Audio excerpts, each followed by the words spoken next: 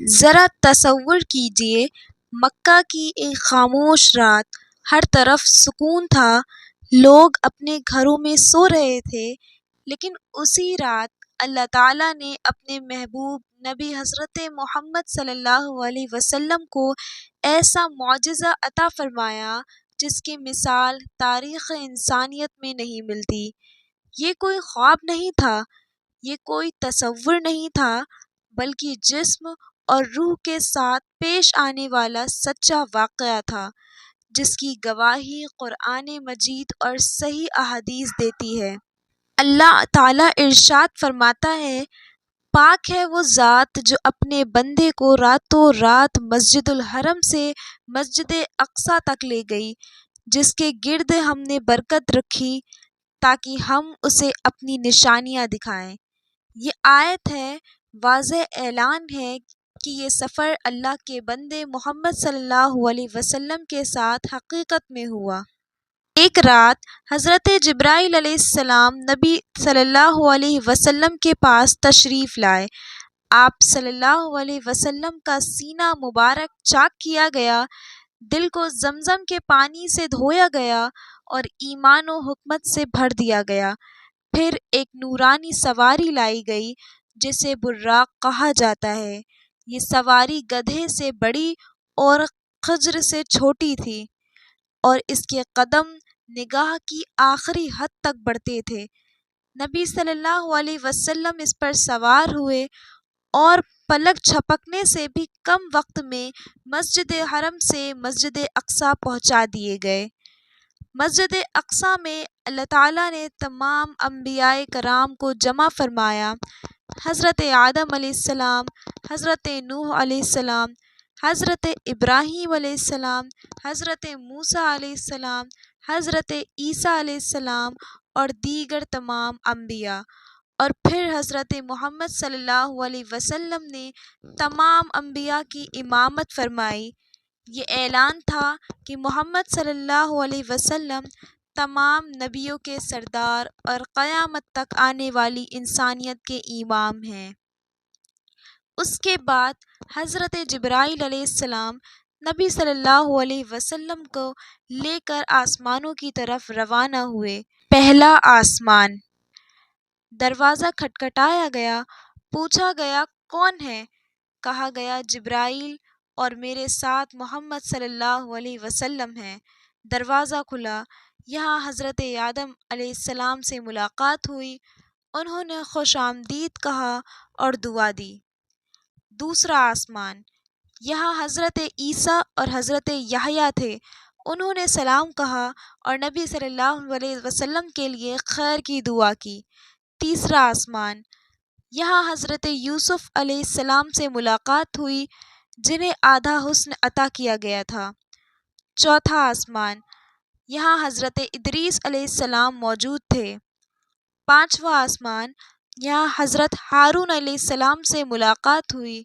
چھٹا آسمان، یہاں حضرت موسیٰ علیہ السلام سے ملاقات ہوئی، جنہوں نے امت کے لیے خاص فکر ظاہر کی۔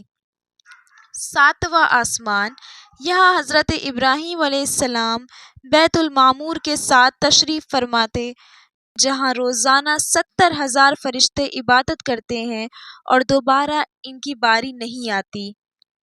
سدرۃ المنتہا، جہاں علم بھی رک جاتا ہے، پھر نبی صلی اللہ علیہ وسلم کو سدرۃ المنتہا تک لے جایا گیا۔ یہ وہ مقام ہے جہاں مخلوق کا علم ختم ہو جاتا ہے۔ حضرت جبرائیل علیہ السلام نے عرض کیا، اگر میں ایک قدم بھی آگے بڑھا تو جل جاؤں گا، اور یہاں حضرت محمد صلی اللہ علیہ وسلم تنہا آگے بڑھے۔ پھر وہ لمحہ آیا جہاں وقت، جگہ اور مخلوق کی حدیں ختم ہو گئیں۔ یہاں نہ کوئی نبی تھا، نہ کوئی فرشتہ۔ سدرۃ المنتہا کے اس پار جہاں حضرت جبرائیل علیہ السلام بھی رک گئے، وہاں اللہ تعالیٰ نے اپنے محبوب بندے حضرت محمد صلی اللہ علیہ وسلم کو اپنے خاص قرب میں بلایا۔ یہ وہ مقام تھا جہاں اللہ تعالیٰ نے اپنے نبی صلی اللہ علیہ وسلم سے بغیر کسی واسطے کے کلام فرمایا، جیسا کہ صحیح احادیث سے ثابت ہے۔ اسی عظیم ملاقات میں اللہ تعالیٰ نے امت محمد صلی اللہ علیہ وسلم کو ایک ایسا تحفہ عطا فرمایا جو نہ کسی اور امت کو ملا اور نہ کسی اور نبی کو، اور وہ تحفہ تھا نماز۔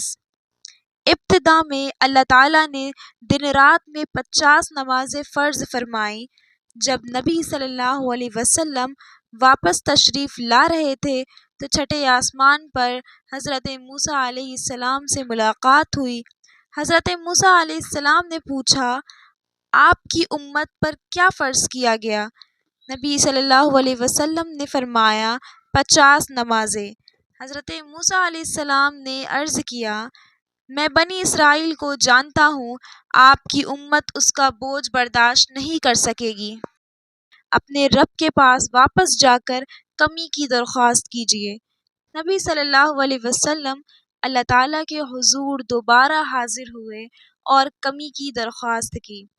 اللہ تعالیٰ نے اپنی رحمت سے نمازیں کم فرما دیں۔ یہ سلسلہ بار بار دہرایا گیا۔ ہر مرتبہ نبی صلی اللہ علیہ وسلم اللہ کے حضور حاضر ہوتے اور اللہ تعالیٰ اپنی رحمت سے کمی فرماتے جاتے، یہاں تک کہ آخر کار 5 نمازیں فرض رہ گئیں۔